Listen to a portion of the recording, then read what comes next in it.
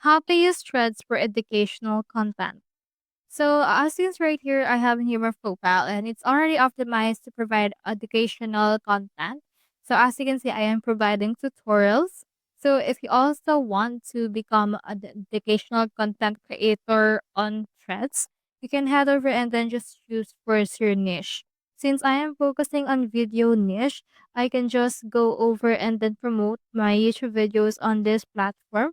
However, if you're focusing on text niche, like for example, top 10 tips, like for example, this one, you can head over and then utilize threads by just clicking on this icon right here, which is the reply option. So for example, we have in here top 10 tips. So let's put in here the tip one, and then you can add another reply for the tip two if you want, as well as the tip three.